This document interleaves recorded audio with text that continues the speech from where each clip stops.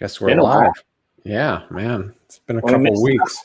Yeah, you got a little bit tied up. I got a little bit tied up. But how was your 2-week hiatus? You notice anything different?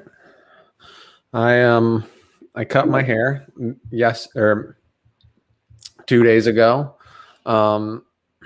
Since college, I've always sort of cut my hair, but I used to just like buzz it off basically, and I'd cut other people's hair in college. And then I got older and I don't know, I felt like I've matured enough to get like a professional haircut. And I got a guy, but he's you're muted, Jimmy. He's friggin', and he's actually in Wynwood. His place is in Wynwood, which is a haul for me. And then Rona happened, and then I don't know, things got weird. So I went back to cutting my own hair and cutting my kids' hair.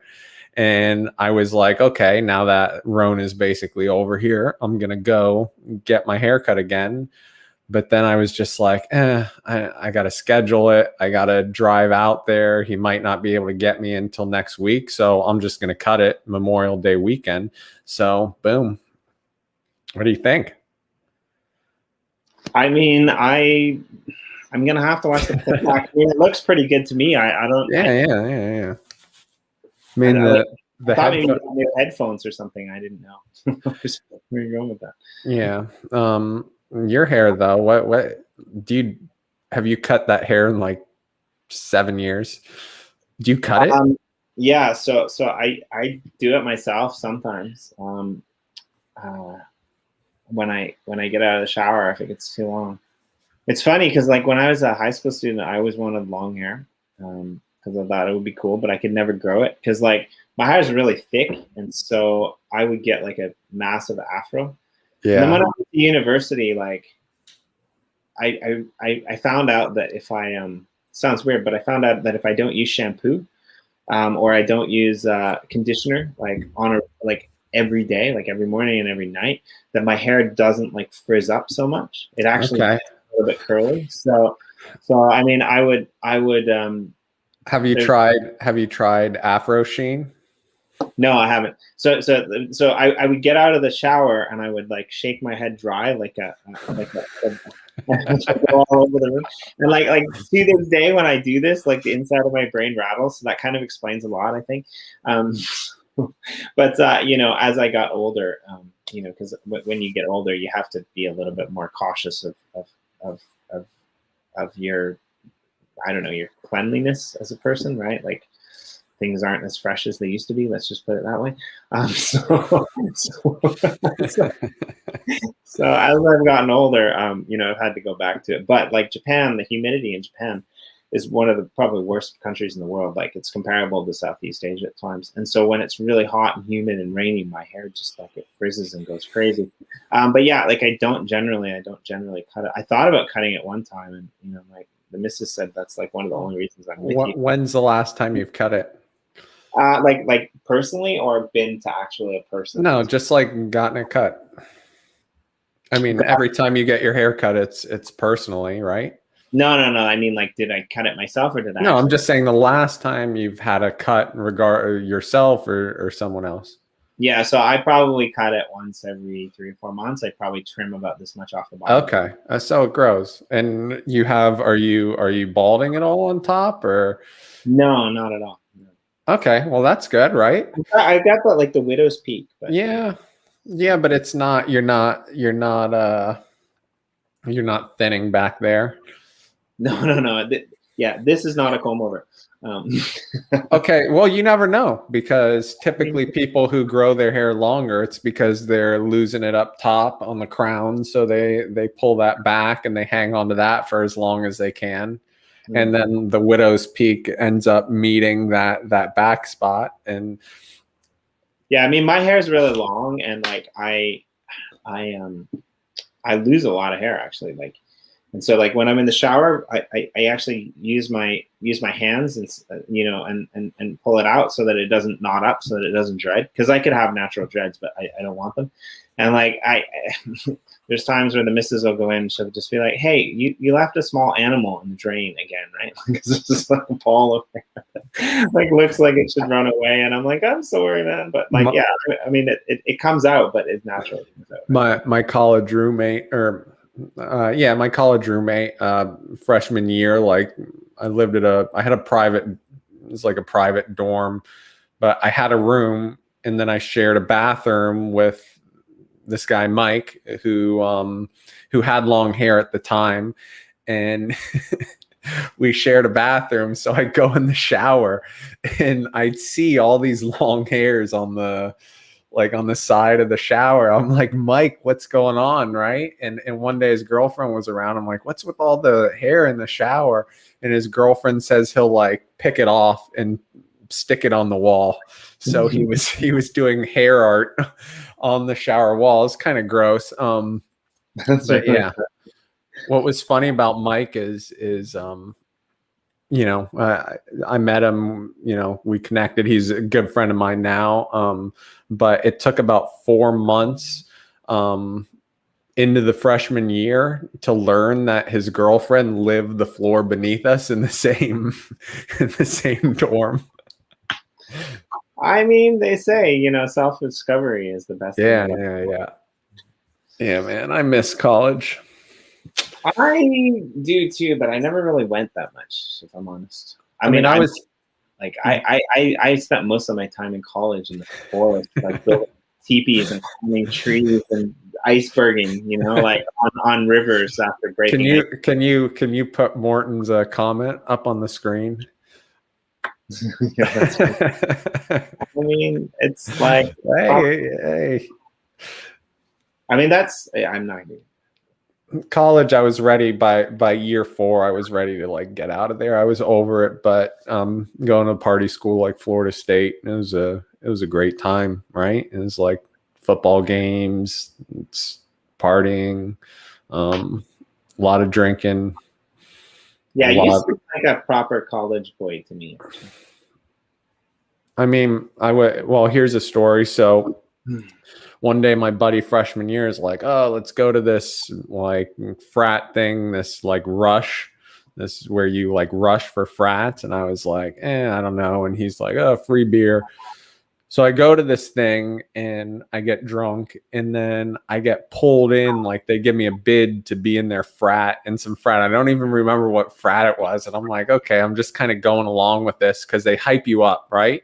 They like, if they want you in their frat, they go out of their way to hype you up, and they're like, make you feel good. And they tell you all about it, whatever. And then like, we're doing these scavenger hunts and all these things in the middle of the night, whatever. And it was fine until one day, and it was the last day. So I was like sort of in this frat, like, or rushing or whatever. I forget what you call it. I had like my foot in the door, but I wasn't really into it. I wasn't like some of the other people were super into it. I definitely wasn't into it. And one day I get this call, and they're like, Sean, you gotta come down to the frat house for this thing. And I'm like, seriously? And they're like, yeah. And they come and they get me, and we're walking down the trail to the frat houses. And it was I had done a couple dips, like the chewing tobacco, right? Mm-hmm. I had packed a couple lips,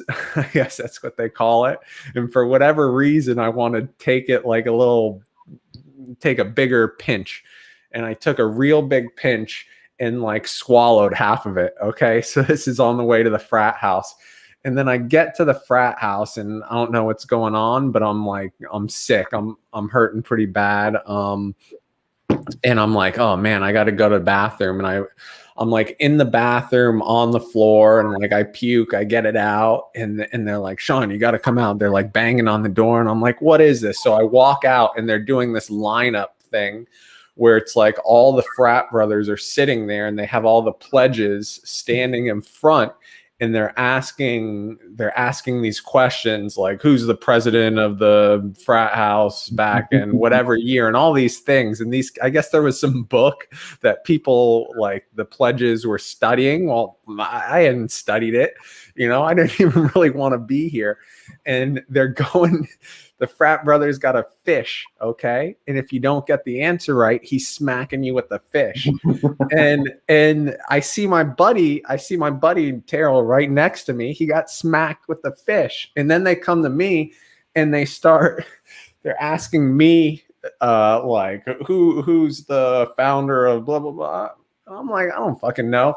And the guy, and like everyone in the crowd, they like hiss and they whistle and stuff at you when you get the answer wrong. And I guess I got 3 answers wrong, and he went to hit me with a fish, and I went like that. Like I went like that because I was going to hit him, and the frat brother like jumped back because he thought I was going to hit him. And everyone's like, oh shit, because no one ever like would fight back. Everyone else just took it. And I was like, eh. And then I'm like, fuck this, I'm out of here. And I just walked out. And that was my experience with frats. Yeah, that's pretty funny. Like we don't really have them in Canada. Like I spent most of my time, like I said, like kayaking on rivers, like you know, watching wolverines chase rabbits, like weird shit like that. I much preferred it, right? Like, I mean, like the closest thing we ever got to a frat was a good friend of mine. He had he lived on the top of like the hill that looked down over the bay, and in the middle of the bay there was this giant peninsula that looked like a giant sleeping giant, and we used to sit in his hot tub in his living room and just like chill out there and drinking and looking at this massive, you know, peninsula in the middle of winter. It was pretty awesome. I was pretty chill back in the day. Now I'm all riled up. Like it's been an insane week, right? Like, so I don't even know what I'm doing anymore. I met a good friend of mine in real life, and he asked me what I'm doing because I haven't seen him in a while. And I told him, like, you know, he's a crypto guy too, but like he's in a different, you know, capacity, different space. Like he's more of a coder. He does more DeFi stuff. Like he's building bots. He's completely like actually detests like EOS.io for whatever reason. Like EOS, he's not a fan. He doesn't like it. We kind of got into crypto around the same time, and we're still really good friends. But he asked me what I'm doing, and we started talking.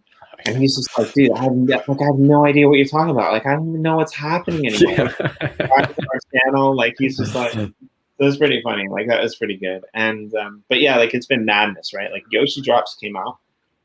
That was freaking massive. That was huge. Like, we're still dealing with the aftermath. No one knows like what to do with those. There's some staking thing. There's no staking thing. So here's the thing.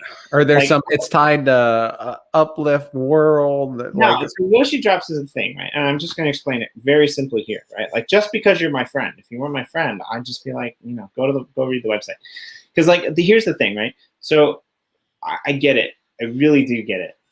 And I said this on the show earlier, so I'm going to say the same thing because I think you'll be one person that resonates with this. People keep asking us, when is our finished product? When are you going to be done? When are you going to release the final thing, right?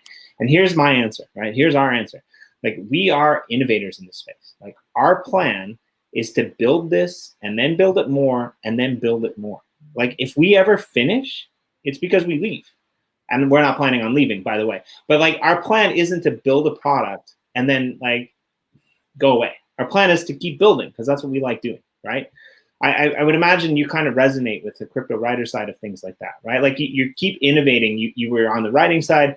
You saw the potential of the NFTs. Like you're always going to try to level up yourself, right? Yeah, you're always going to add, you know? And so here's our thing, right? Like we have 3 separate projects across the board that are doing 3 completely different things, right? The Uplift World, which you're a part of, is the game. UpliftArt is basically a collective charity, charitable philanthropy kind of platform that we're using to do good in the world. Yoshi is a friend of ours who is a musician, who is a producer, who wanted to do something with music-based NFTs, right? And so he decided to come up with this basically idea where he could have collaborative projects where it comes with music, where it comes with images and videos. Right. Release these to the public. And we decided, you know what? What's better than on his birthday to introduce the world to what he's doing with a drop of Yoshi coins. And so here's the thing. This is what we decided to do, because we decided that we just wanted to reward all of the people who support all of the communities that support us, right? So if people had crypto Finneys or crypto coins, Cryptowriter coins, crypto Finney coins in their wallet, they got a Yoshi drop for that. It didn't matter whether they had one or whether they had 100. Cryptowriter's been supporting us like for a really long time. Yeah, right? yeah. We really like what you guys are doing. We support you. We put you guys on the list, along with I think 27 other projects that have been influential in getting us to where we're getting. And we dropped those people Finney coins. Yeah, it's a good move. People, coins, because you guys have been supporting us, and we want to support the people. Well, and also, it's like a trade-off. So by dropping to all these communities, suddenly all these communities go out and buy each other's NFTs, right? And they learn about other communities, and then all these communities then in turn learn about Yoshi drops, because there's talking within each community. But okay, that's cool. I get that. But then there's some future potential staking, mining tied to Uplift, and because that's what everyone's asking in our community. Like, what? So there's a little battery in the corner of this and a few other NFTs that our organizations have put out, and these batteries are basically going to allow you to mine Uplifting. Now, there's probably going to be some action that's involved once the rewards go fully live, because right now the rewards are in and out. We're testing different servers and doing different things because we're in alpha, right? And it takes a while to get things like some servers crash, some servers don't. Like, this isn't always on our end. I mean, Minecraft servers I think are infamous for crashing as well, and we're building a whole crypto blockchain NFT layer on top of it. So that doesn't make things easy. And so this Upliftium, for all intents and purposes, this Upliftium is going to be an in-game token, right? You're going to be able to use it in game. Let's say, so you guys are doing some great things over there on your crypto Finney plot, right? And let's say that you decide that you want to put an image of one of your crypto Finney NFTs up on a wall somewhere. Yeah. Right? And so, how are you going to do that? Well, you're going to have to ask somebody on our team to do that for you. And so how are you going to pay for that? Well, what better way to pay for it than through Uplifting? Gold Finney coins. Gold Finney coins. Well, I mean, if people want to pay us, if people want to pay us in gold Finney coins, we probably say yes. No, I got you. What better way to do it than to reward people who support us, to reward people who play with our in-game tokens, so that they can actually increase their level. Okay, so with that economy, with the Upliftium economy, if you have your land space, you're building stuff, you want something up on the wall, you pay enough Upliftium. Does a percentage go back to the team? A percentage goes in some pool that gets circulated to all the landowners? Have you, how far are you in the process of figuring out the tokenomics? Well, it's an in-game token, and to be honest, I'm probably not the best person to ask about it. And then I'm busy doing other things, and I kind of have a general idea of how it works, but I'm not. I need to pull up notes and review it before I say. Okay, so tell me if I'm wrong here. So if there's foot traffic on your plot, right, as a landowner, you get paid a piece of Upliftium, and there was a donation of, or do you get paid in wax? Well, both. So there's two metrics there. There's going to be rewards for in-game actions in both wax and Uplifting.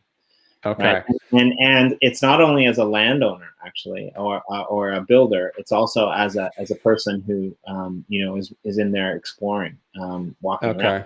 So someone, let's say I come into the game and I go on over to the Finney to crypto, Finney. What's it called again? I forget what the city's called.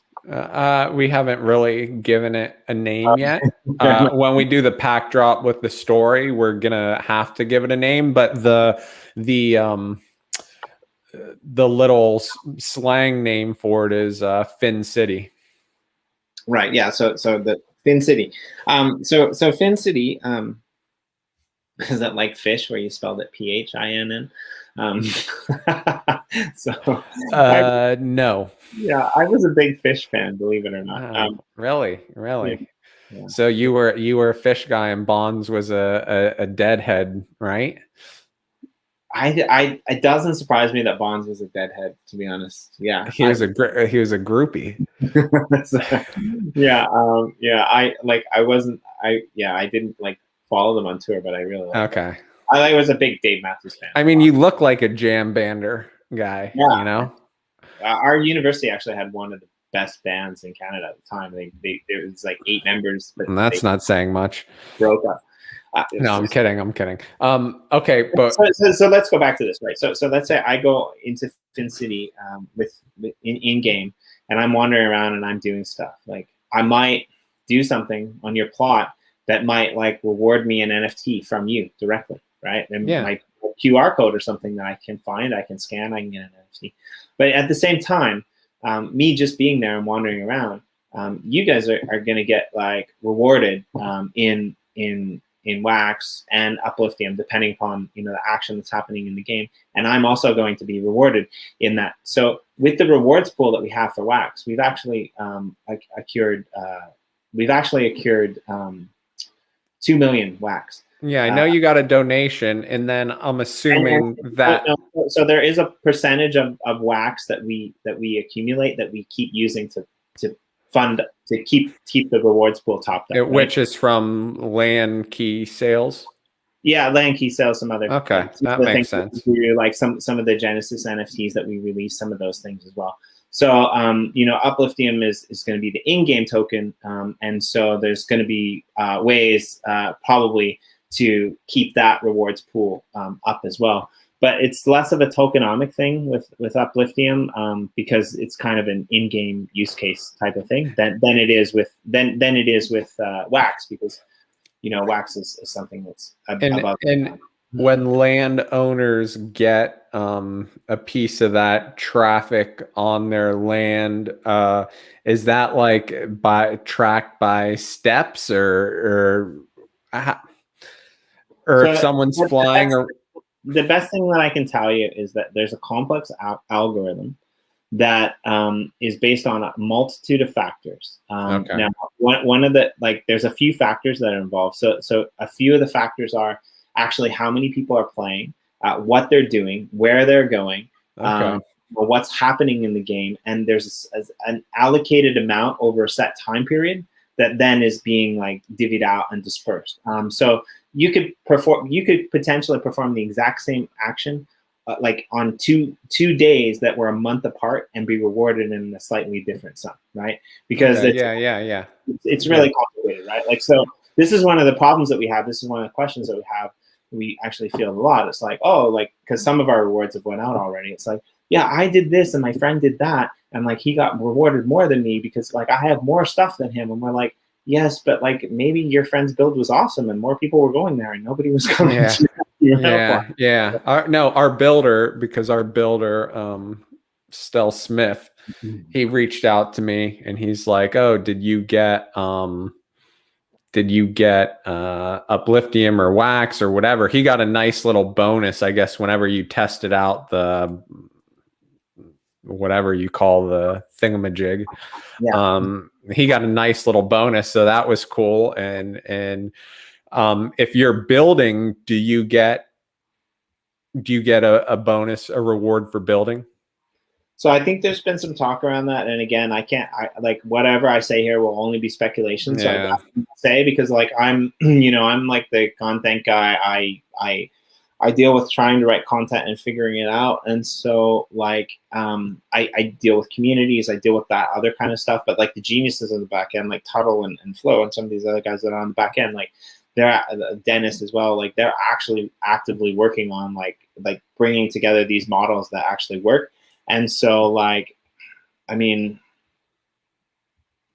I have the information, but I'm not the best person to explain. Okay. So it's better if we forego that. And actually, so here's another thing that I'll point out, right? Embu and Corey right now are working on a documentary, because there's been, dude, man, I was fielding questions today for 3 to 4 hours, you know, in various Telegram channels, after setting up various social sites. But like, they're working on a video right now that's going to be probably published in the next day or so, that will kind of be a short and sweet primer type of thing, where people can, you know, watch and get the information that they need, the information that we're putting out there that should answer a lot of these questions. You know, your questions are very good questions, and I do appreciate them. And most of this community questions are as well. And so, yeah, like we thank everyone for their patience always, but we are also kind of at the point where, you know, if we say that we're not, like, especially me, like, I felt bad because I'm a really nice person actually generally, but like I felt myself getting a little bit snippy today, because this is like, it's that time of month for Jimmy. Yeah. I'm just like, can you just tell me, like, you didn't really answer my question? I'm like, mate, I'm sorry, but like, that's the best answer you're gonna get. I have one more question. More question, and then we can move on beyond Uplift. So a month ago, because I'd like to add Cryptowriter NFT, I like to add utility to Cryptowriter NFTs, right? And I had asked in our little Uplift chat, whatever, this was about a month and a half ago, if there were to ever be a point where if you were holding NFT X, you could gain access to certain parts of the Cryptowriter plot. And if you didn't have the NFT, then you couldn't get there. So make kind of like VIP area, VIP gallery, stuff like that. And at the time, they didn't, it was a good idea, but they didn't really have an answer.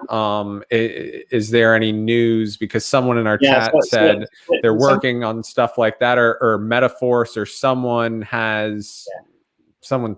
So something really interesting happened with this Yoshi-Coin drops. If you're paying attention, you notice that you got these accounts, you got these dropped into your account, even if you, I'm going to bring up the store point here. Sorry. Even if you didn't unstake from ARPLN, right? So we've got some people on the back end that are looking at really innovative ways to like be able to reward people. So I don't know what the answer was at the time, but let's just put it this way. Like, that's something that I'm a really big fan of. Hold X token in your wallet, or hold X NFT in your wallet. And we had this conversation the other day on one of the Cryptowriter shows, actually, because let's face it, I mean, a lot of NFTs are being treated like tokens, right? But they're like passports in a way, right? So hold X NFT in your wallet and gain access to this place, right? And I don't know when we're actually going to allow whitelisting by communities, or if we'll actually allow whitelisting by communities. I should say that, but I want to push for that, because we already kind of do that, right? Like, hold this Uplift land key in your wallet and gain build rights or access to this area, right? Yeah. So it's not that big of a hop across the puddle to implement what you're talking about. Now, how far down the list it is, or whether it even, you know, when it surfaces, I can't say, because there's so many things going on in the background. But I do know that there are, in Chicken Car, for example, there are areas that are closed off to the public, and access, there are plans down the road to hold events in certain servers and in certain areas. So we are going to need a way to allow people to come in. And I like the idea of even purchasing an NFT as an entry ticket, for example, to be allowed in for the day to see a show. So if we do implement something like that, or if we're looking at implementing something like that, all speculation, by the way. If you want to know what actually happens now, go to the site. But if we're looking at like something like that, then why don't we say, okay, you know, go here. If you have a crypto Finney coin that is unburned, go here, you know, sign this contract, and the first 100 people to do it will be allowed into this building in city, and they'll get like a shot at a free. That couldn't be done. Right? That was my thinking too. And what would be cool is, and my thinking, we were building these galleries, right? We're building this underground gallery under a park and stuff that is going to be difficult to find. And my thinking was, what if we did, you know, NFT art show or something, and let all our members in, right? That only if you're holding Cryptowriter membership card you can get into, maybe get some free NFTs, maybe get early access so you can purchase higher mints, whatever, and then let everyone else in. There's all sorts of things you can do with like you said, like NFT tickets. But it'd be cool. It'd be really cool because it's kind of going to change. We're going to build it like that. That's going to be that functionality is going to be added at some point. But we want to keep certain spaces, right, just for holders of our membership. Why? Because that drives people to work and be active members to get the membership, right? It all kind of goes upwards. So yeah, one thing I want to do in our Uplift, because like we're building Fin City, whatever, I want to make it so there's a map tour, right, where we give people an NFT, let's say, and the NFTs of a map, and you start it where Finney lands in Fin City in the story, and you start there and you scan a QR code and you read this part of his story. Then you follow the map and go down this trail and you hit this QR code and you learn a little bit something about Cryptowriter. And then you go over here and you have to find this, and oh, this is the spot that Floppy the clown, whatever. Like I want this kind of interactive learning experience where you learn about Cryptowriter, you learn about Finney, and you do it in like 12 minutes, right? Walking around our land. And then maybe at the end, when you complete all the little steps, boom, we set you up with a Cryptowriter NFT of sorts as a reward. So it's brilliant because we had the Sammy Snake community on our show tonight for NFT Game Day. And if you don't know who the Sammy Snake community is, it's pretty funny. These guys are awesome. They started out over on Alien Worlds, and they just started giving away free shovels. And now, you know, they've kind of moved over. They've actually, it's funny, they've actually taken over the northern quadrant of Chicken Caw, and they were the ones that like bought me out at the last minute on all my plots except for one little one. And they're doing something really cool there, and it's funny because I'm like right in the center of it, and I'm to be determined. We're going to do a fun show, but anyway, what we saw them do tonight, we on the show, we went in and we had a look around, and they've basically got like a tutorial on like Minecraft, like built into like their land. Like you follow this path, like you said, and you learn about all of these cool things.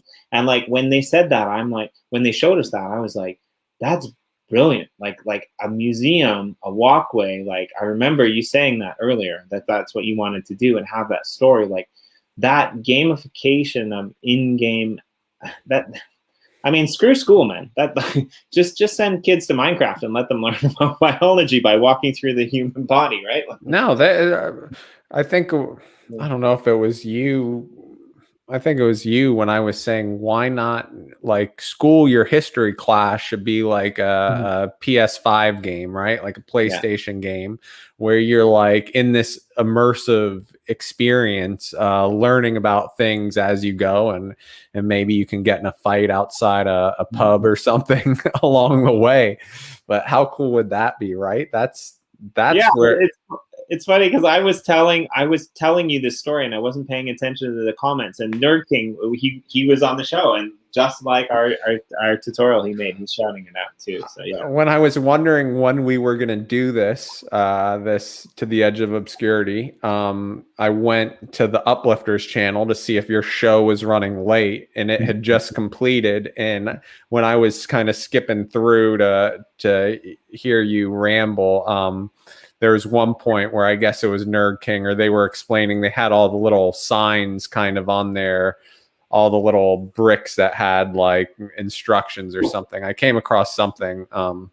Yeah, that's cool though. It's yeah, I mean, this is Yeah, gonna I mean, be I was so excited about what they were doing that I sometimes I get excited, and when you get excited, I got prematurely excited, and I said this should be the first World Heritage Site inside the Uplift, and I got the hard fish slap across the face from Corey, denied because I haven't seen the cathedral. I mean, he's right, like he's totally right, like, but I want to see. I've been thinking about this for the last, I don't know, 20 minutes now, since I had the idea. But there's a lot of cool things that are coming out from community members. But I want to see like a world heritage site of Uplift, right? Like Fin City belongs in that. I've seen the photos. I've seen what you guys are building. well, it's next level. Like, but it's gonna be different, right? Because I mean, our city looks cool, but it still looks like a city. Some of the builds I've seen are like these mind-blowing, like massively awesome looking structures. This is going to be a little, I feel like our city is it's going to have a lot of layers in a sense. It's going to be very kind of rich with different, it's going to be a place to explore and discover. I'll put it that way. Which kind of is what we wanted. Our original idea for Cryptowriter was the same thing. We wanted you to kind of dive in and learn about this project and then come over here and learn about what's going on this blockchain.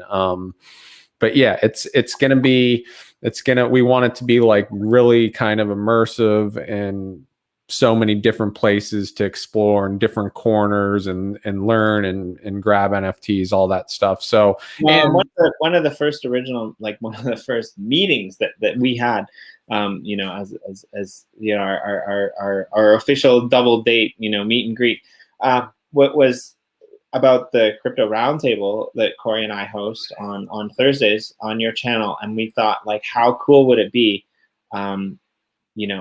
all I'm going to say is how cool would it be someday whereby we give you guys a clue and you've got to go find the place on the Finney plot in the game to be able to claim something really freaking cool. Yeah, I love that. How cool would it be if that Cryptowriter roundtable where you gave the clue was streaming live in the Cryptowriter auditorium in Upland? That's something that we can definitely do. Yeah, no problem. I mean, like it until your server blows up, until your server melts down from all the. One of the first shows that I actually ever did with Corey back when we were doing the EOSIO weekly shows was Greg, Uplift Greg, if you know him. He went in, one of the first things he ever did on the original server was he built this underwater like recording studio. And one of the first shows that I ever did with Corey was like, we got in game. It was like my first time in game. I didn't even know how to break a block.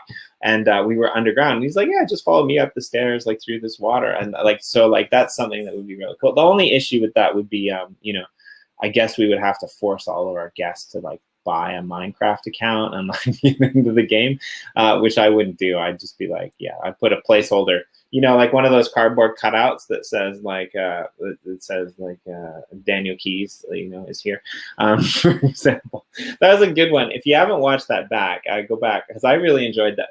So we've got 2 weeks of roundtables that we haven't really discussed, but the EOS X one was fun. I really liked that, and that was really cool. But more so, I think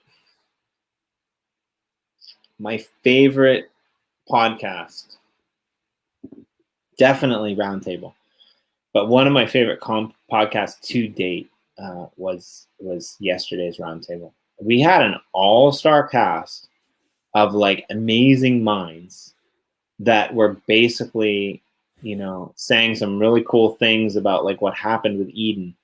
And like I was just blown away, and like I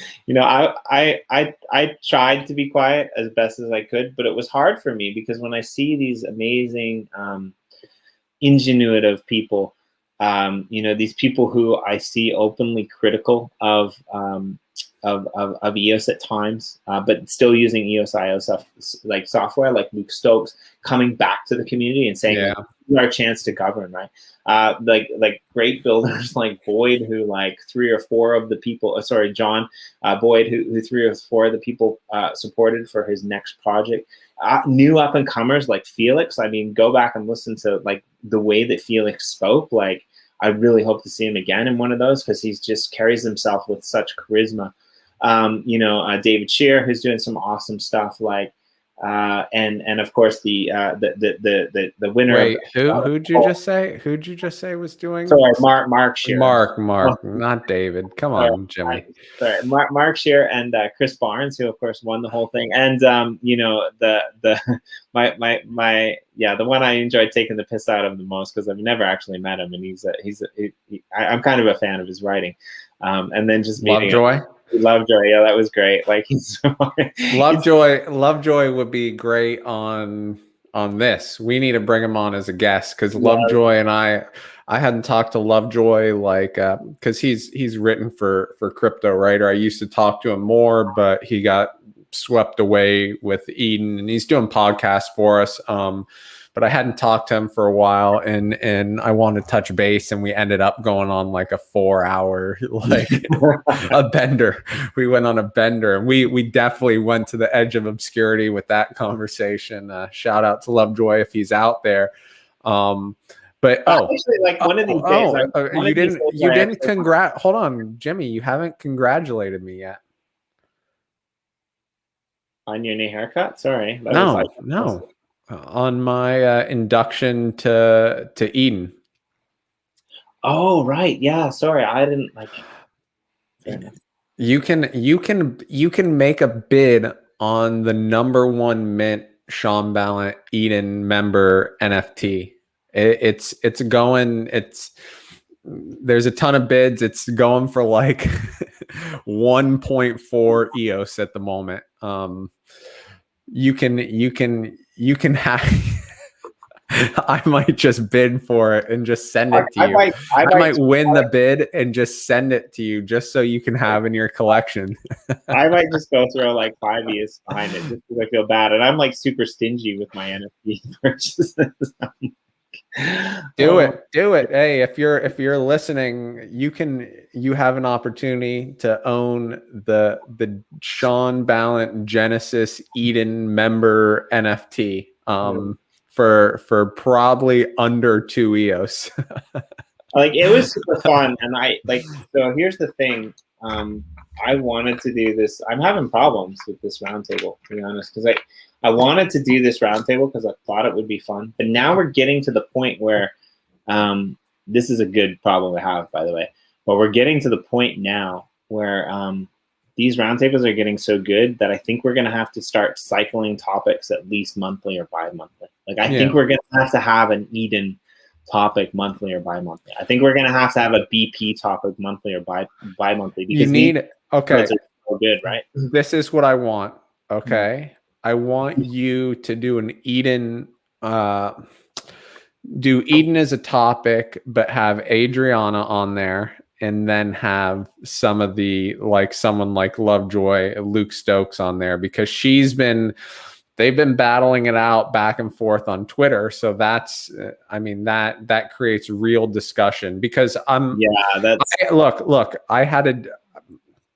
understood Eden. I thought it was cool, but it wasn't till I had that 4-hour conversation with Lovejoy and that I realized, like, how good this is for EOS, how good this is for the EOS community. Because if the EOS community gets behind Eden, then Eden can make a serious difference within the ecosystem and put pressure on certain entities to, like, raise the bar, Binance, whoever, like.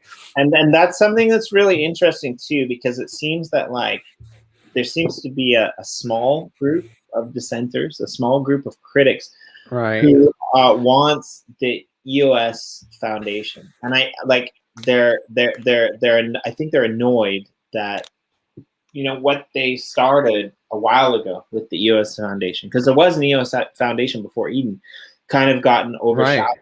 And I think like you're making a valid point. I think like differentiating between those two, like does one have to win over the other? Can they coexist? What are they doing? What are the implementations of both I mean, projects, right? Like why can't there be both, right? I might be mistaken, but I think Eden is taking over the foundation. Eden's going to become a foundation, and they're doing that by taking over the EOS Foundation, because it's not easy to start a foundation. It takes time. The EOS Foundation's there, and Eden's going to take it over. I could be wrong though, so No, I don't mean, if you're run right, with that information, because there's a lot of.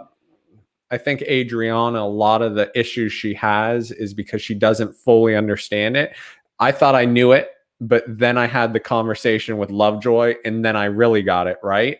Same thing with Uplift World, right? I saw it kind of on the periphery here, and I didn't fully understand it until after we did that Media Moguls podcast, and I talked to you after, and then it clicked in. But what people don't understand with Eden is that if the community gets behind this thing, token holders get behind this thing, Eden can pull the power back from the exchanges and things like that. They can force the exchanges to operate at a higher level, right? And people don't understand that dynamic. I didn't, now I do. So that's why Eden can be powerful.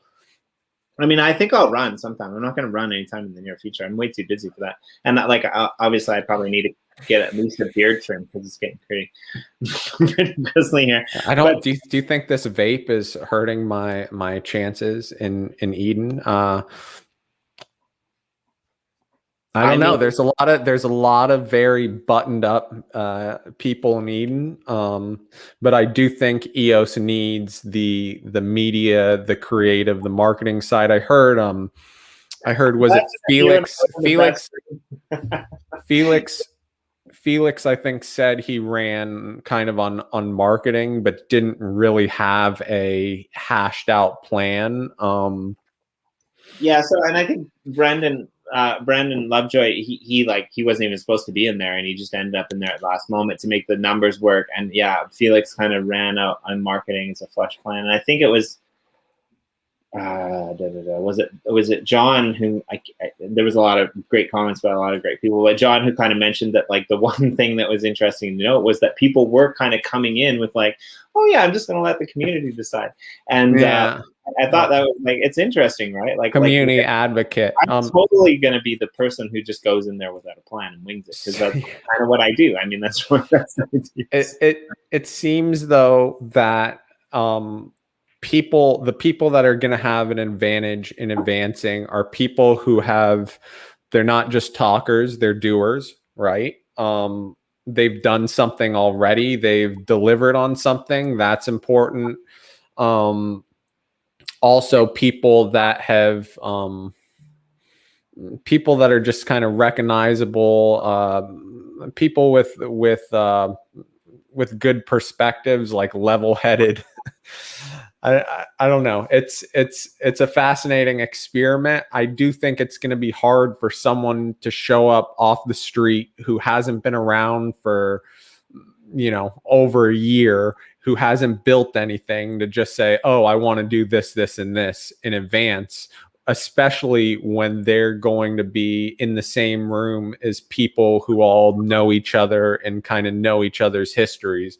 Well, so I think that's this is what I took from the roundtable, actually, and I want to get to Mimi's comment and what's on the screen as well, because I think this is something that's worth talking about. But before we go there, I think that's what's interesting about what happened, because you have these, and you don't think you're wrong. I think as time goes on, it's going to be harder to like infiltrate this as a non-EOS person, right?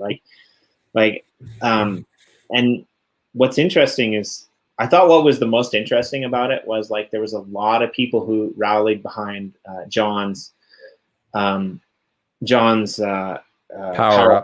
up model, right? And he's also, because he's doing a power pools thing as well, which is another DeFi thing, which is really cool. If you haven't checked it out, go check it out. But yeah, they rallied behind this power up model, and Chris, who eventually won, right? Like he's not a dev guy. He hasn't really been that active in the community before, but he made it through like to the final round. And I think and now he's super active. Yeah, now he's the suit and tie of the whole organization. Yeah, Right?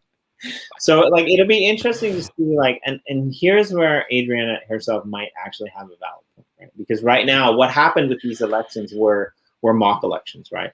And so the actual official first election won't be that many members, right? Like it'll be like an original crew of OG guys, if my understanding is correct. Right. And so like one of the things that Luke said that really spoke to me about that is when you have an original crew of OG guys, sometimes you can have like some of the smartest minds in the room and it doesn't go anywhere. And that's kind of what he hinted at happened with EOS DAC, right? Like, and now you have someone like Michael Yates and these guys who've ported over to Alien Worlds that are still doing the same stuff, you know, but in a gamified structure, right? Like you have, I'm not really sure what Brock Pierce is doing, but I know that Crystal Rose is still going strong with yeah, and these types of things, right? So here's what I feel though.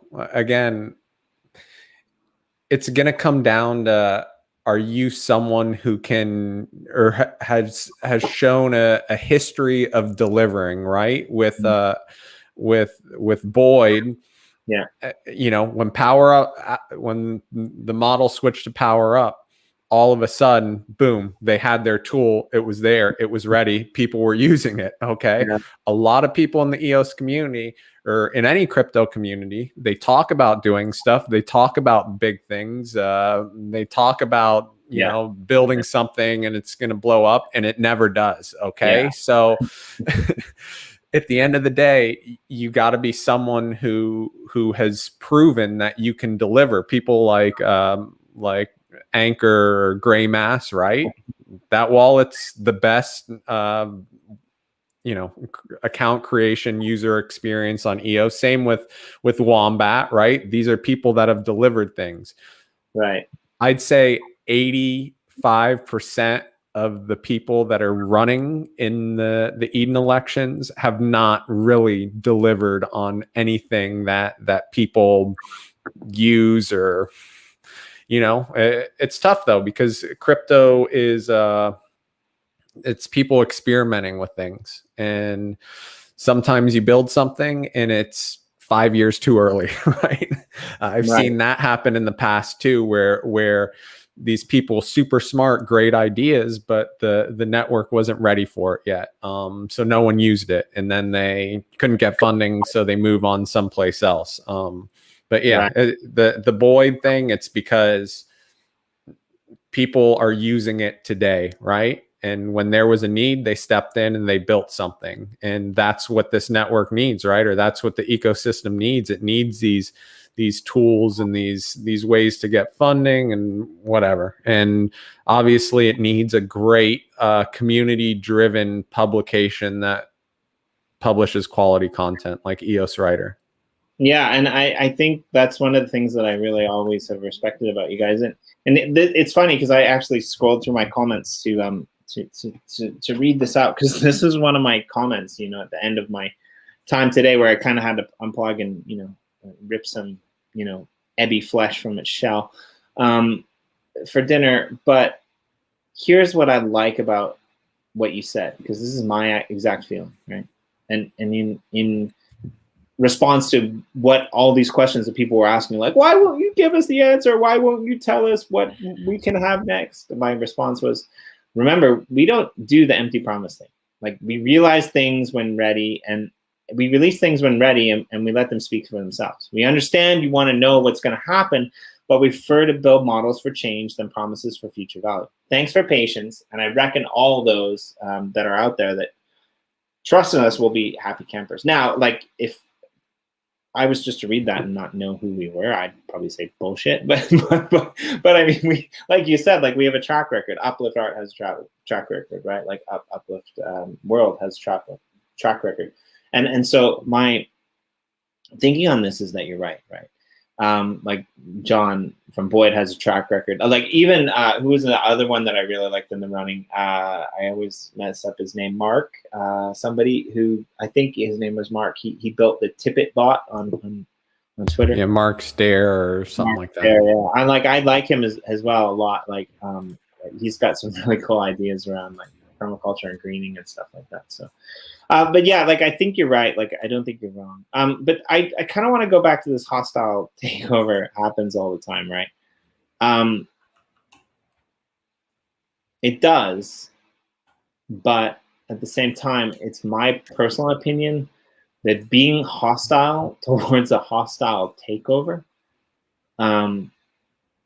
is probably not going to get you that far, unfortunately, right?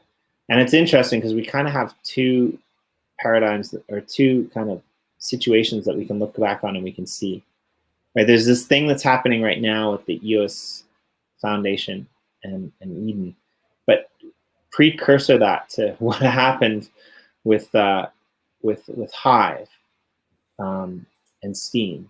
And then you have this community. Think what you may. I mean, even if you're a fan of Tron, think what you may. But you have this community that basically just at the end of the day said, "Fuck it, we're out of here. We're gonna, fork it, and we're gonna do our own thing," right? Like, there's nothing preventing the EOS Foundation from doing their own thing. Like, there was nothing preventing Voice from deciding to say, like, "Oh, fuck it, we're gonna close down for 3 months, and then we're gonna do that NFT thing," right? Like, if they do a good job, the community will follow. If they keep doing what they've been doing for the last year, I'm going to say it, the community is not going to follow, and it's just going to be, another one of those projects that just fizzled out and died, which is crazy and stupid. But at the end of the day, I mean, they've got enough variety over enough other things that they're managing, like Eden and things like this.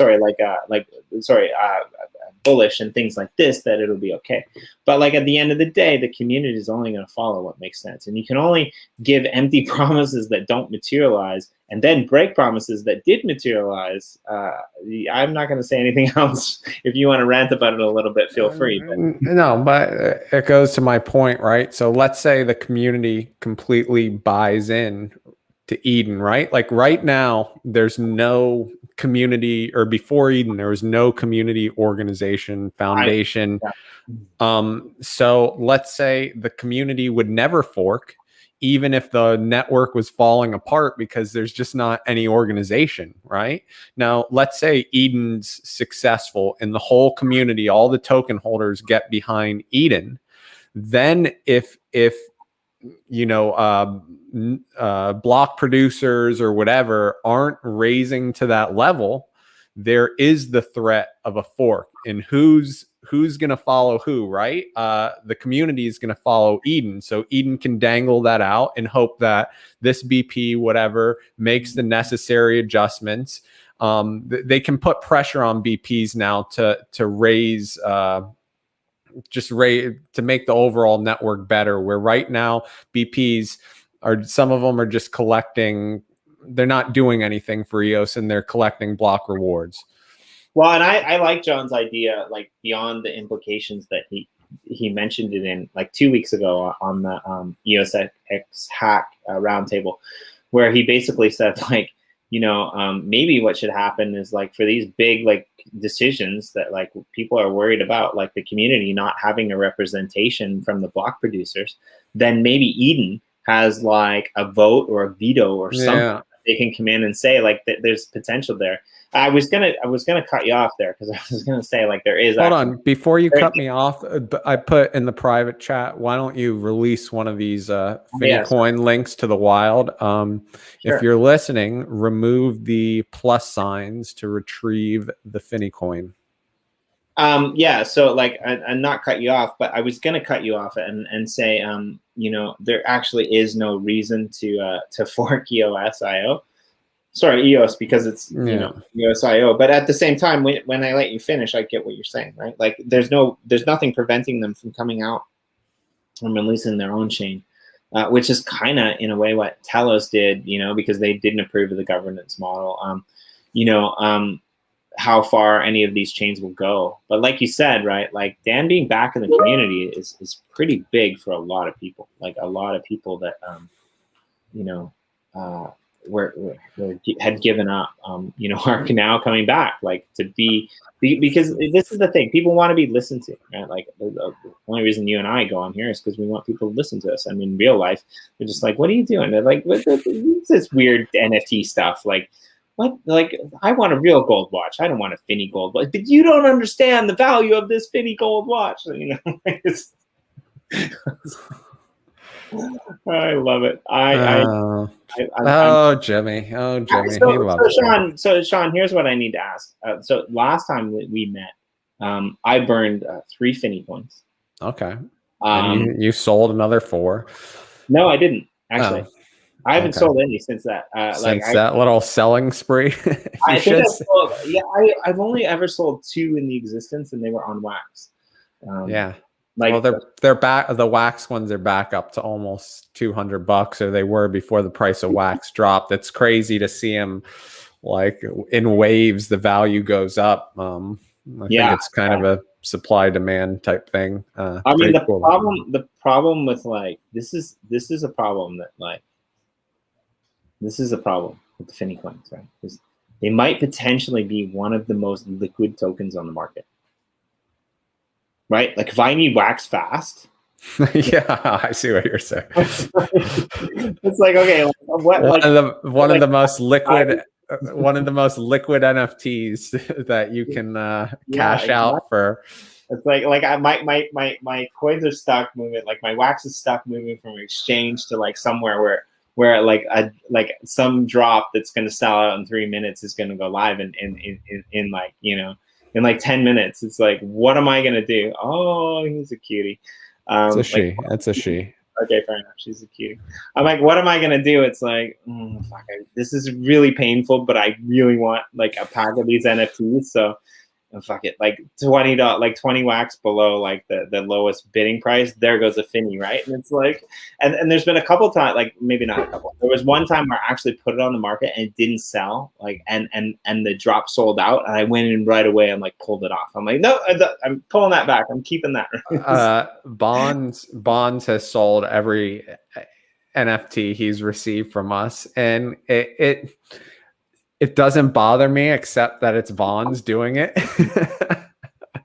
That even the OG crackhead, which is like our meme NFT, that like basically the reason why Finney coins are probably worth what they are is in part because of this one Tyrone Bigham's Dave Chappelle meme that we turned into an NFT. But like the day we dropped it, Bonds within an hour had sold it. And it's just like, if you're gonna, sell the coins, I get it. Why would you hold the coin? Either burn it or sell it. But the OG crack, like, I guess he's not an OG, you know? I guess he's not an OG. Or maybe he just prefers other things to crack. You never know. Yeah, but it's good crack. So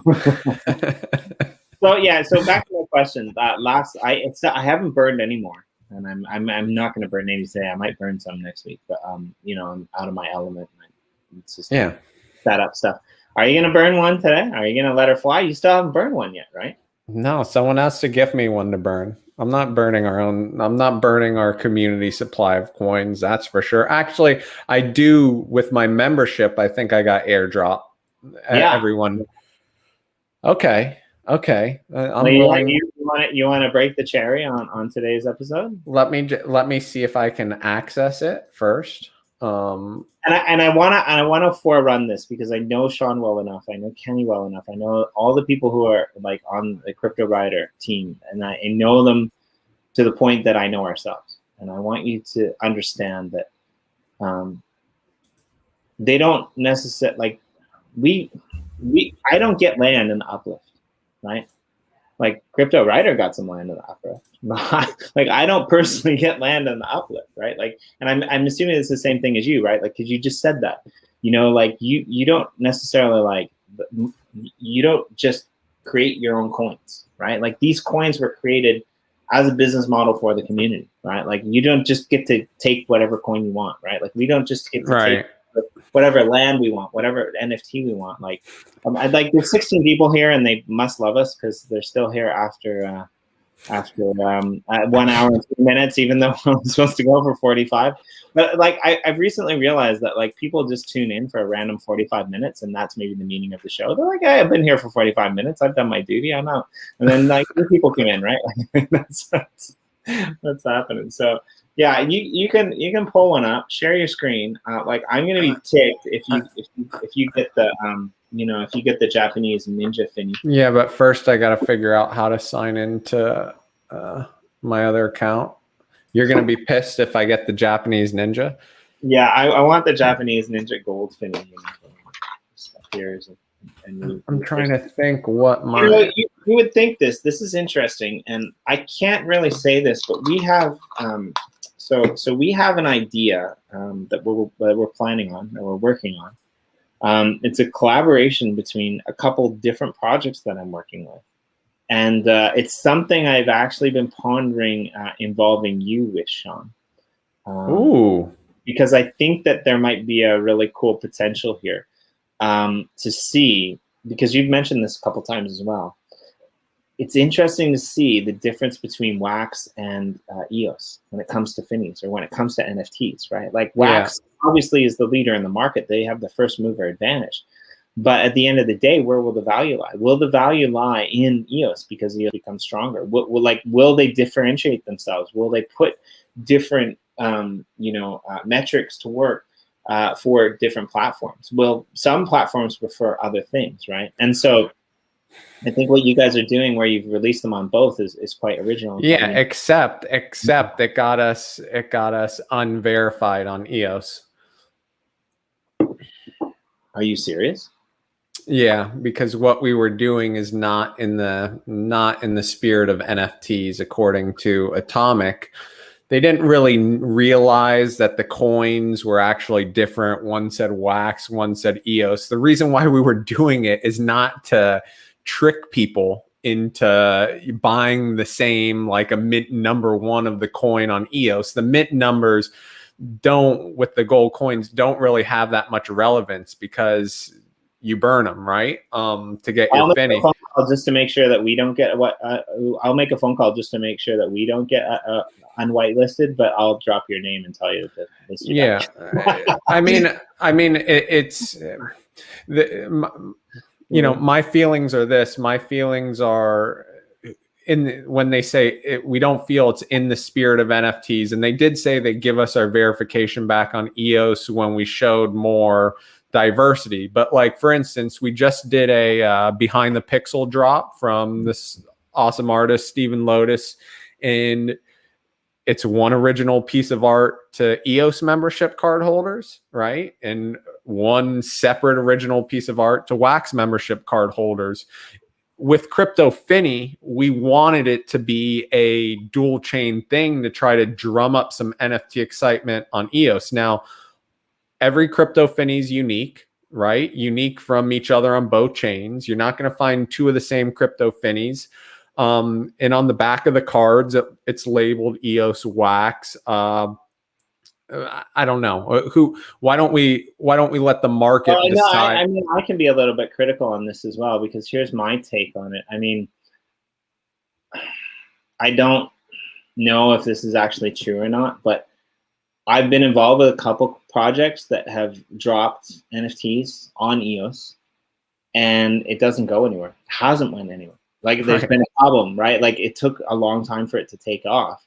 And so I think in a way you're actually doing a service, because, like Morton Matt D says, Wax is by far the clear leader. So if you have something that's as popular as Finney's that you're dropping across borders, in a sense, right? Like into the no-man's land, and you're drumming up interest and experience there. Like, maybe in retrospect, when they look back on it, they'll say like maybe point, but when they look back on it, they'll say, okay, like, maybe we were wrong, and maybe they should. I think that they didn't have a full understanding of what we were doing, right? Like, they know our name, and they know we're a good project, and that's why they verified us to begin with. But they didn't understand, like, they just saw what they thought were the same NFTs on both chains. Again, we're like super transparent about everything we're doing. We're not trying to trick people into buying higher mints on EOS, that wasn't the purpose. Our purpose was to try to drum up some excitement as one of the first major NFT projects on EOS. And we are the you know, not trying to brag here, because it's not really a brag, but we are the, you know, we have done the most volume. We're the #1 collection on EOS, okay, which is nothing, but no one, you can try to do it on EOS. It's not easy, right?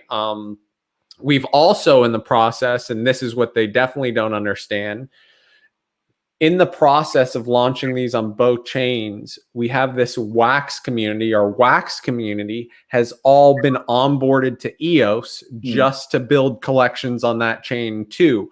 Yeah. I would say that Crypto Finney has onboarded the most like real users to the EOS ecosystem, outside of maybe Wombat, but like, you know, definitely through NFTs, we've brought the most people over. And if you look at some of the people who are working with you guys, like EOS Detroit, and I can't ever say his name, Makat or whatever, who's doing like the Cryptowriter NFTs as well, right? Like he's releasing stuff over there, and right, people are fans. So yeah, I would give you that. Yeah, I don't know. It is what it is. I don't know how much of an effect not being verified has had on our sales, but we just like, we're not trying to trick people, you know. I think it's probably like, it's actually, I'm not going to say this, but like, just fast forward this part if you're nefarious, because if you are, I'll hunt you down and, you know, like destroy you, because I really like good people. And if you're watching this and you're not a good person, then just, you know, don't listen to this part. But like, it's actually a little bit more dangerous if you're not verified, because people could, you know, do something. Well, we've had counterfeits. We've had counterfeit Finney coins already go out there. But I just say, I just say, let the market. That's a great thing about this kind of free market, is the market can decide what they value, right? If trust me, if we were trying to trick people, the value of those coins would just go to like zero, right? Because word would get out there. These are community driven projects. The reason why our NFTs have value is because our community values what we're doing. If we're trying to trick people, or and they would figure it out really fast, and the value of everything we're doing would just fall off a cliff within days, right? Within minutes. So yeah, we're gonna burn an EOS Finney coin. I'll burn 2 of them just for that's fun. That's big. I went the Wax route. Morton, you're awesome. Mean people do suck, but I'd say one further, right? Like we're one of the best communities in crypto right now, and like this show is like evidence of that fact. The fact that like 2 massive communities can come together, and me and Sean can just have this like, you know, 45 minutes squared once a week. To just chill out and hang out and talk about our joint projects. One other thing that is super cool, that I love about Wax, about what's going on with like Our Planet, things like that, are these indie projects are taking on these like Top Shots and all these things, right? And I feel like, you know, maybe initial sales, whatever, isn't as big, but it's just like in crypto, like, I don't know, people value community more than maybe any other thing outside of crypto, right? It's all community driven. So it's really cool to see your Uplift, Our Planet, all these projects just like whooping butt and competing with the big boys. Yeah, I think someone might have said it on one of our streams last week. I can't remember whether it was this stream or whether it was one of my other streams, but they said, you know, like the metaverse is Wax. Like it's all of these projects that are combined together, that are coming together, like all things, right? Like, and even you guys, like hats off to Our Planet. Hats off to Alien World. Like Alien World did something awesome. You know, Our Planet did something awesome. The users in volume for it to be crushing anything. Well, the users are crushing anything on Ethereum. That's not surprising. But the fact that Our Planet had a day of volume that did more than CryptoPunks, right, is really cool. And I think what's going to happen if this keeps going the way it's going, and it will keep going the way it's going, is that people on these Ethereum chains and whatever that are NFT people over there are going to start looking in, and they're going to be like, okay, we're coming over here to check this out. And then they're going to check it out and they're going to say, this is so much better than anything we have over here, and we're sticking around. No, and the DeFiification of what Our Planet did, you know, adding all of these other projects, and what you guys are doing with your celebrity Finneys, adding all of these other name brands like Ken Bozak or Crypto Stash on there all the time, and you're basically allowing, you know, these celebrity Finneys to go. And what we're doing over in the Uplift World, you know, with all these various community plots and bringing in these communities and Yoshi drops as well now. I mean, it's a very similar model. You look at you know, what the Courier and the Metaforce guys are doing with their, you know, involvement of Upland and different other characters. Like, that's the thing. This is a paradigm change. This is a shift from, like, sorry for the pun. This is a shift that basically is taking what we know in the real world and transversing it into a positive energy where everyone's benefiting, right? Instead of pitting yourselves against one another and saying, no, our company is going to, like, do this hostile takeover of another. What you see in the Wax ecosystem, especially, and now starting with the Eden ecosystem, you know, in EOS, is this collaborative effort where everyone's just like, hey, I got a project. Can I become a Finney coin? Or, hey, I got, like, you know, a Finney. Like, how can I get involved, and how can I bring it, like, this collective collaboration over to our project? And you're seeing all these really cool things. So before I put that up on the screen, I just want to say this. Oh, snap, there's an EOS membership as well. You know what? I think I'm a little bit bitter. I'm not sure about this, but I might only have the EOS membership. I might not have the Wax one. I'm not sure. I might have it. I bet you do. I bet you do. Yeah. I might have to look. But, like, I'm pretty stoked to have the EOS one because, like, I look in there at times. So I'm going to add this to the screen. But I think it's kind of cool. I might have to check that. Here we go. And cool. It's first thing before I burn a coin. You go. I gotta get up for a minute, but I'll be here. Okay. Here is the latest behind the pixel airdrop to membership holders from artist Stephen Lotus. Very cool, trippy stuff. If you go to the back of the membership card, you'll see his signature up top, but read the article. And if you scan the QR code, it takes you to the actual arter written by Joey Bear. Shout out to Joey Bear. Let me find it. NFT. Boom. There's the article. So what we're trying to do with Behind the Pixel is give you the story behind the art and the artist who creates the art. So definitely read this. It's awesome. Oh, and there's even a podcast that goes with it where Joey Bear talks to Stephen Lotus and gets the story of his life, his art. So definitely scan the QR code. That's Behind the Pixel. Let's go back here. If you haven't met our friend OG Crackhead, there he is. This is what Bonds sold like the minute after he got it, which to me is insane because if there's one NFT you hold, it's this one. And yeah. When Bonds joins us, it's going to be like Jerry Springer now. This was probably, I wonder if this is on EOS, so not as many have sold. I see one sale here. This is probably Bonds. He probably sold it on both. Here's my modest little collection. Let's burn a coin. I think I'm powered up and ready to go. We'll see how this goes.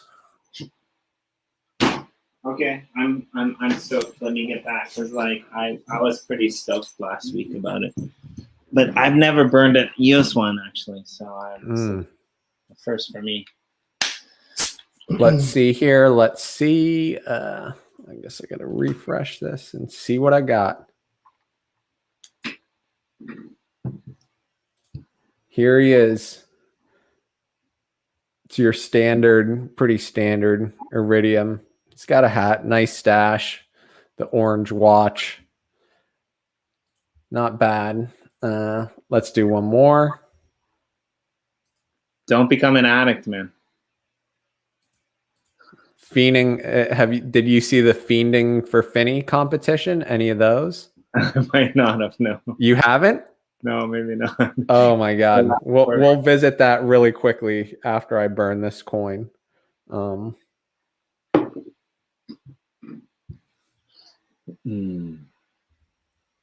And I think I want to, let's see here. See what we get. Oh, red dragon hindquarters. What? What? That's new. What's that? You don't know about this? Maybe not. Oh man. So on June 4th, and I will, if someone needs this one, DM me. I don't know about it, and I don't need it. But if nobody needs it, I'll take it because the hindquarters of the monkey. You don't know about the hind. You don't know about the hindquarters. I don't know about the hindquarters. Oh, and Jimmy, read. So you got the behind the pixel drop. You absolutely have to read this. Okay. Joey Bear, our friend NFT Joe, who does Behind the Pixel, and there's a podcast, but just definitely read this because it's a great piece of writing and it gives you some insight into the artist and his artwork. So definitely worth it. And that's in the spirit of Behind the Pixel. You get the NFT, you help promote the artist. Yeah, like I don't have very much time, but one of my favorite podcasts to listen to is actually Behind the Pixel.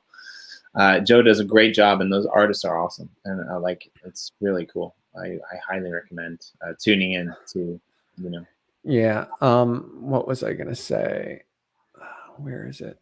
You were looking for the engagement winners. I was looking for the old hindquarter or the old I mean, that might get you arrested on an escalator. Okay, so basically, I'll just tell you what it is. There's 3 pieces, and this was kind of for the Asian community, right? Yeah. But there's 3 pieces to this dragon, a front, a middle, and the hindquarters. And when you get all 3 pieces, if you're holding it on August 4th, you get the animated version. Wow. The animated version is really cool, and I'm just gonna click on it. The detail in this thing and the pixel art is amazing. This was the artist, like he put a lot of time into creating this because all 3 pieces had to line up, and then the animation is really cool. So people are trying to collect their full red dragons before June 4th, so we can airdrop them the animated version. And then there was one other thing I wanted to show you, but I've already forgot. That's all right. I mean, That's all right. We're probably going to do this again. I mean, until you get sick of me. But you know what I want to do at some point? I'm starting to quit some jobs just because I'd rather do this. And I'm thinking at some point, when I don't work on a Saturday, I want to back this up to the afternoon so that, Yeah, for sure. We have our whole Australian community, which is quite large, and they're all sleeping right now. Yeah, like I know weekends are tough for you because you do family stuff, but like I'd like to pick a day where we could, bring some of those community members in as well. Crypto night. I'm not going to put your comment up on the screen because it's quite long, but I will say this, right? So what you saw Sean using was Anchor Wallet. That's really good, but for a new person into crypto, it does take a little bit of time to get used to. But if you're used to, if you're used to Wax and you just want that simple exposure to be able to get in and play around with it, I would recommend Wombat Wallet. It's basically the same thing. It's a social login. I wouldn't recommend keeping all of your crypto there. I wouldn't recommend, having it. If you use it long enough and you pay a little bit of EOS, you can get the private keys under your own ownership. But if you're confused and you just want to go in and make some transactions, then Wombat Wallet is a good start. Again, you always want to own your keys, but you know. Yeah, if you're on iPhone, I would definitely recommend Anchor, because the account creation is like 2 clicks and it's tied to your Apple Pay or whatever. So you basically go add account, click EOS account. I think it costs $1.99, and then you double click for Apple Pay, and then boom, you have an account. And then they have you print out this awesome. Have you ever used Anchor and printed out that awesome page with your keys and the QR code and everything? What's interesting is I'm a big fan of Anchor, but I've never used the mobile version. Okay, so you print out, right, your keys, and it's this really cool page, and it gives you you can put up on your fridge, like for everyone. yeah, exactly. Your account name, the QR code to the private key, and then it has a place where you write in the mnemonic device, the whatever, the out of the 12 words, it has little slots and they're numbered. So then on the app, it gives you the words and you write them in, and then you go re-add them, but it's all like really nice. You don't have to try to type something up, and then you can store that. But that's what I like about Anchor account creation, is it's so fast, and then they give you what you need to go hide in a drawer somewhere. I like that. I've never heard of that before. But if you're on Android, while Android is in beta, and if you want to, people we know have used the beta, but for Crypto Night, he needs to create an EOS account, and sadly, the Android beta version of Anchor doesn't have account creation. So again, Wombat, if you have Android, Wombat's the way to go until Anchor advances to have that account creation. I mean, Wombat's great either way. But if you want to store your own keys, you can do it quicker with Android or with Anchor account creation on iPhone. Fair enough. Yeah. Okay. I'm gonna have to check that out. Yeah. Oh, if you need to create a new EOS account or even a new Wax account, and the Wax accounts on Anchor are 99 cents. You can do it in like 20 seconds. Like, it's that fast, and it's awesome.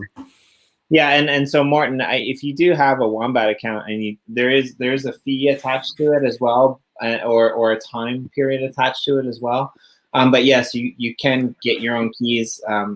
There are ways to get your own keys and then use Anchor after we know for burning Finneys, it's like CPU intensive.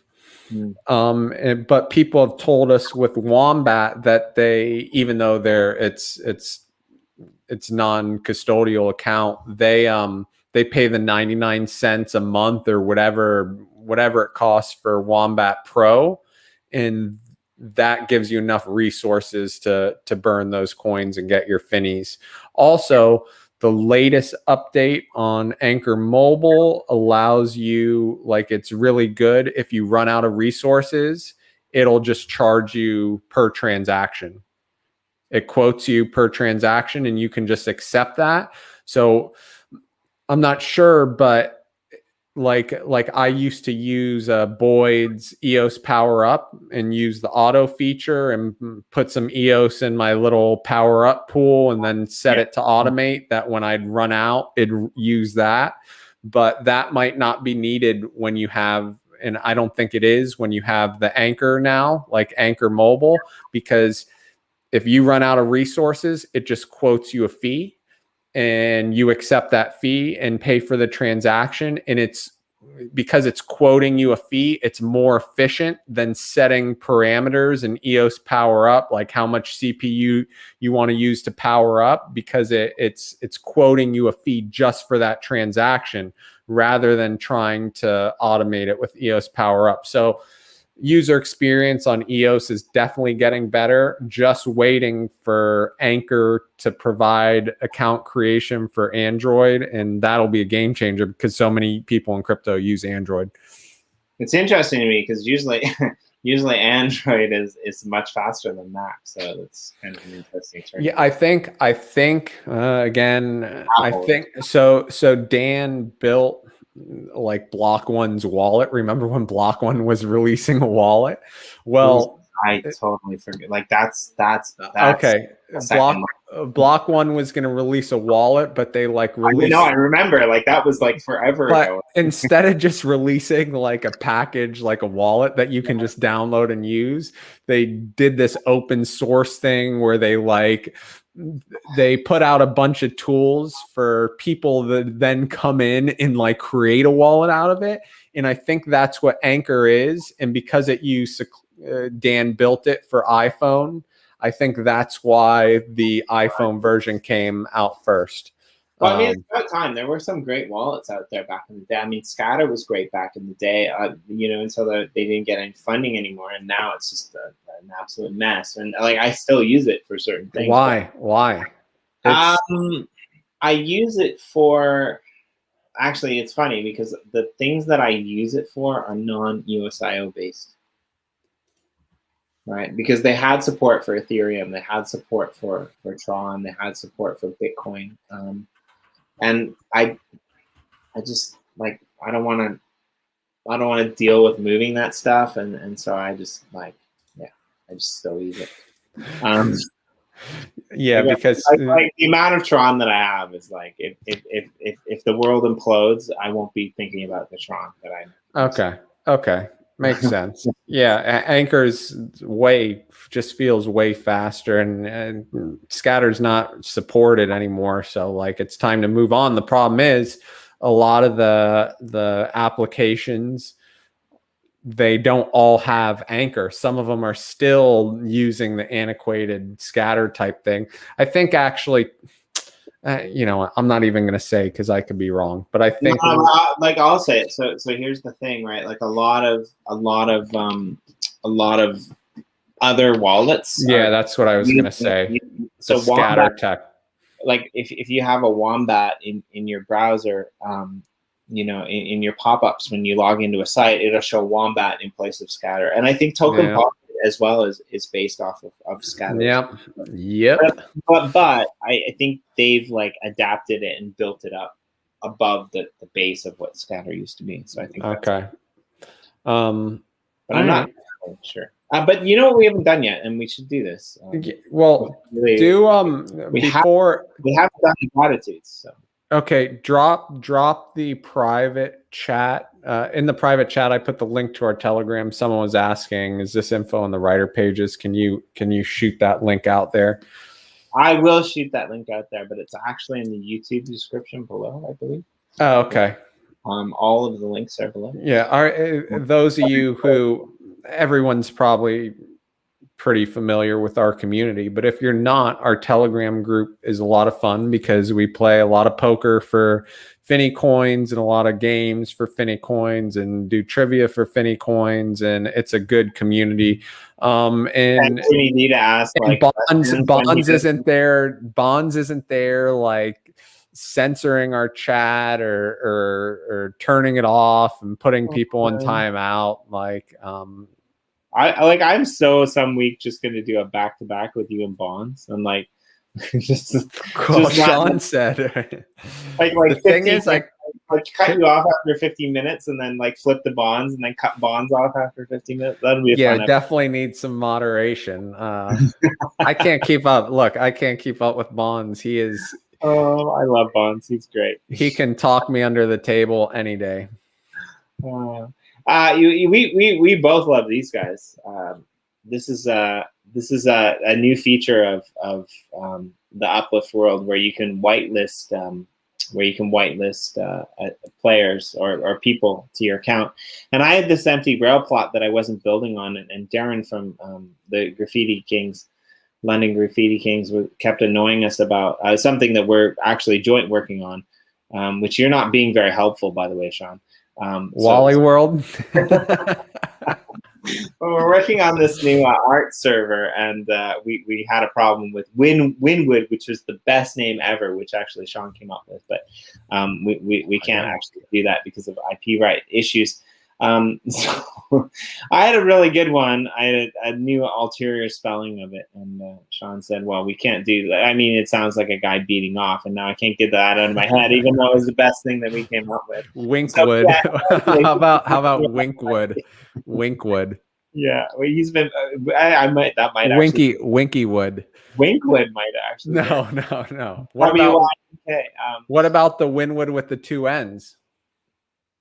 I'm still waiting to hear back. Okay. And I have to press that. But anyway, no one knows what we're talking about here. So there's going to be a really cool art server that's going to be spun up, and it's kind of community based, and we've got some really cool ideas around it. And Sean and a few other artists in the community or art supporters in the community have pitched in on what their perfect metaverse world as an artistic paradise would be, and we're hoping to open that like gallery central area up. And yeah, so this is pretty cool because this is actually Darren's graffiti art in the world. Cool. But I'm gonna go to no, that's not right. I copied over the thing that I had saved because you asked me to put that in the chat. Oh, why don't we put the gratitude on our wall? Well, if you know the coordinates, I can do that. Yeah, I can get the coordinates. Yeah, sure. Let's do that. Sure. If you got it up and ready, and you can. So we're in Genesis. Well, it's going to take me a. Well, just send them to me in Telegram, and then I'll plug them in, and that works perfect.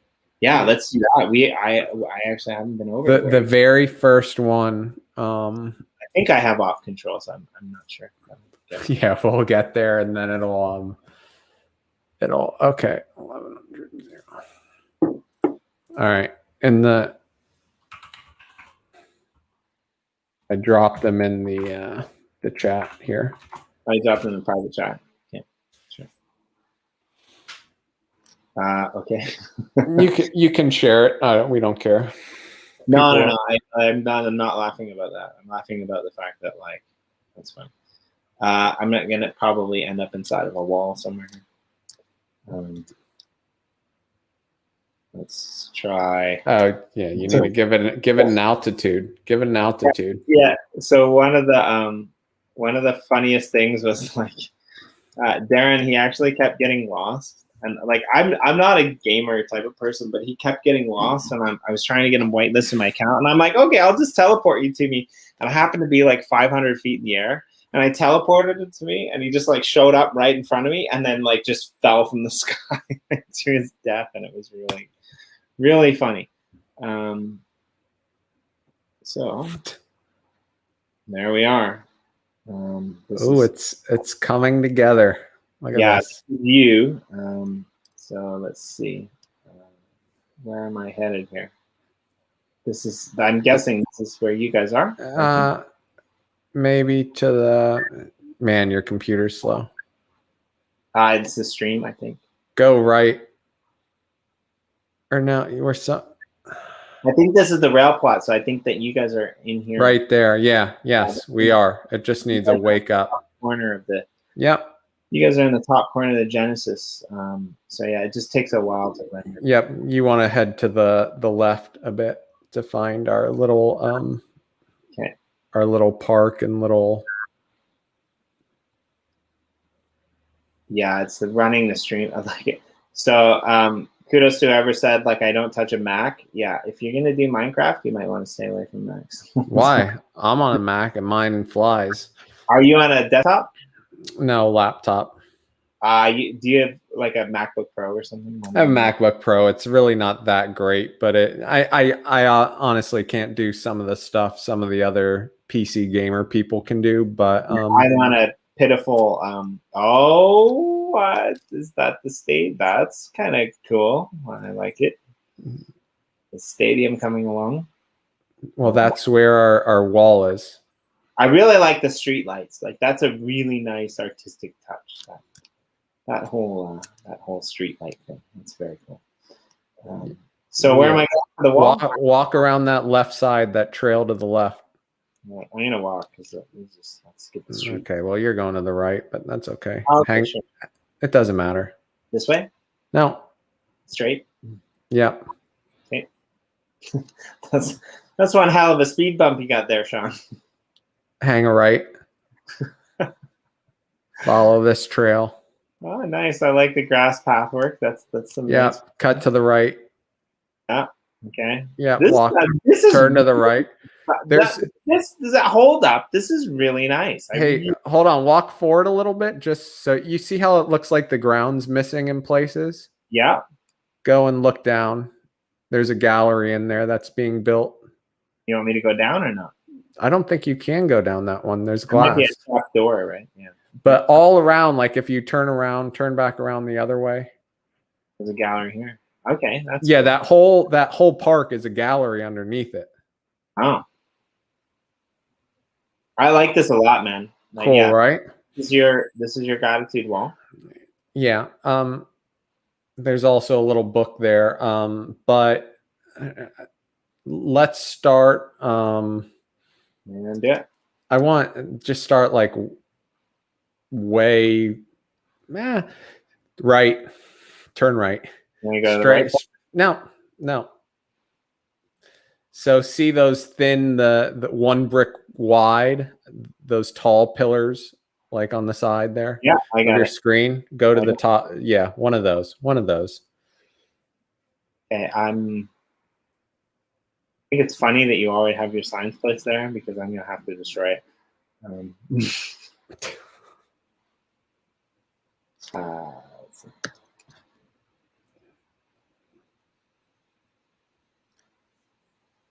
This is riveting. This is a riveting stream right here. We watch Jimmy build. This is basically a lot of the whenever I tune into random the Uplifters podcast, this is what I see, like gratitudes and people just flying around. What are you grateful for, Sean? I am grateful for Stealth Smith, who is the builder here. I'll so you don't spell it wrong. I put it in the private chat, but I think we need to pay him his respects because he is building an awesome. Can you just tell me how to spell it? Uplift World. I put it in the private chat. Yeah, STEALTH, Stealth, yeah. And then Smith, SMIFF. SMIFF. Yeah, and can you say our beloved builder, or maybe it should be grateful for, yeah. No. BELOVO. Yeah. Builder. Got it? Yeah. Sweet. There it is. All right. Jimmy, what are you grateful for?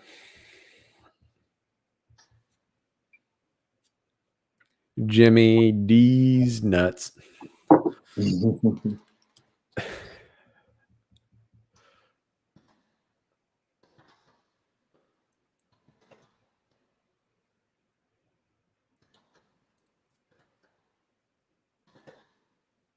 Mm. Mm.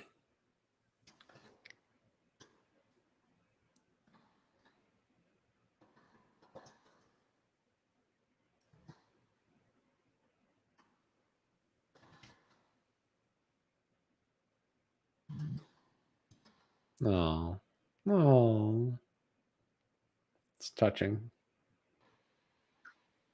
Yeah, that's all. That's. Yes.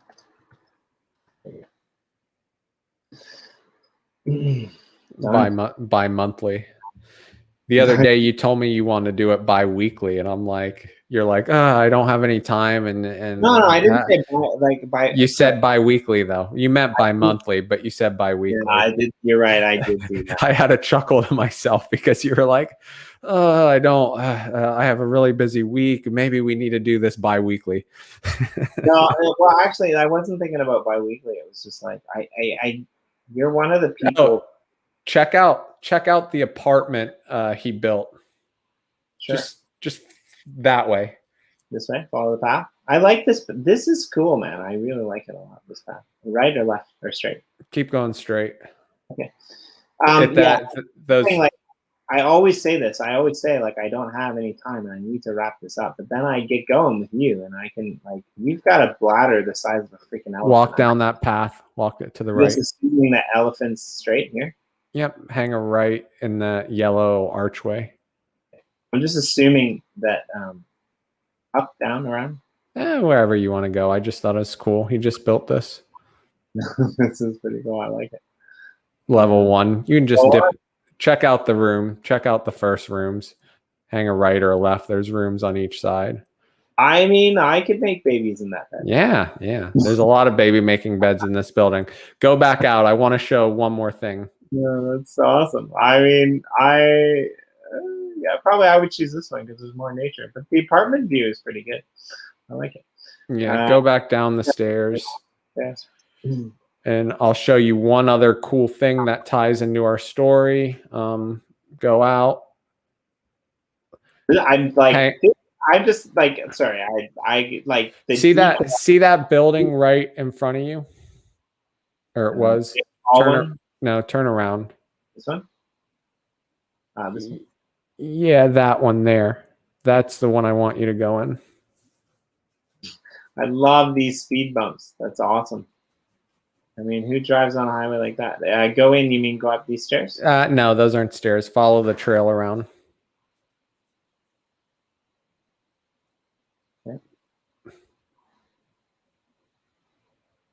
Okay, so this, you can just turn and kind of show everyone the area. This is where Shift smelts the gold. And this is where those gold Finney coins were made. And when we do the pack drop in like another month or whatever, this building is very, very important. And I'll leave it at that because actually I'm not going to leave it at that because we'll find out the story behind the gold Finney coins and how Shift and his interaction with Finney in this building turned into those gold Finney coins. I'll leave it at that. I mean, that's fucking awesome. Let's leave it at that. Welcome. Yeah. Thank you for just tuning in to Obscurity and Beyonds in 45 minutes or less, where we break down the 2 hours into 45-minute periods where you learn 4 45-minute quarters.